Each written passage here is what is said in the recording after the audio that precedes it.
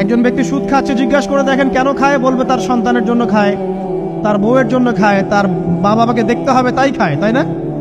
একজন ব্যক্তি ঘুষ খায়, বলবে আমার পরিবারের জন্য খাই। একজন দুর্নীতি করছে, পুকুর চুরি করছে, বলবে দুর্নীতি করছে আমার পরিবারের জন্য খাই, পরিবার ভালো থাকবে।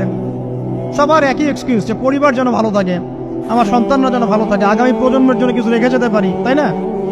এরকম একটা মানুষও কি আপনার সাথে কবরে যাবে? তাহলে এই বোকা মানুষ কেন বোঝে না যে আপনার কবরে আপনাকেই যেতে হবে? তাহলে আপনি কি কারণে, অন্যের কারণে নিজের পরকাল নষ্ট করছেন? অন্যের সুখের জন্য আপনি আপনার পরকাল নষ্ট করছেন। সুদ খাচ্ছেন, দিব্যি মায়ের সাথে জানা করছেন।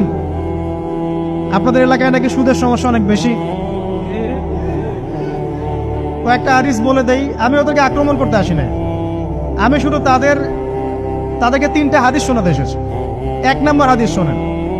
আল্লাহর নবী মুহাম্মদ সাল্লাল্লাহু আলাইহি ওয়াসাল্লাম বলেছেন, সুদের পাপের 73টা শাখা আছে। কয়টা? কোন হাদিসে 70টাও আছে, কোন হাদিসে 73টা আছে। বলছেন যে সবচেয়ে নিচের শাখাটা হচ্ছে, সুদের পাপের সবচেয়ে নিচের শাখা হচ্ছে যে যেন কোনো ব্যক্তি তার মাকে রেপ করলো, তার মাকে ধর্ষণ করলো। 1 দিরহাম যে ব্যক্তি সুদ খায়, সহিহ বুখারীতে আরেকটা হাদিস এসেছে, সে যেন 36টা মেয়েকে ধর্ষণ করলো। আর আমি একটা কথা বানায় বলছি না, যদি বিশ্বাস না হয় কওমি মাদ্রাসা আছে, আলেম ওলামা আছে, গিয়ে বুখারী খুলতে বলেন, পড়তে বলেন।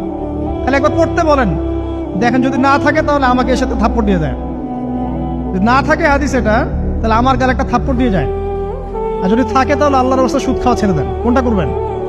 চ্যালেঞ্জ করবেন? নবীজি বলেছেন, 1টা দিরহাম যে ব্যক্তি সুদ খায়, দিরহাম মানে কি? রৌপ্য মুদ্রা। এটা এখন দেখতে পারবেন না, জাদুঘরে আছে।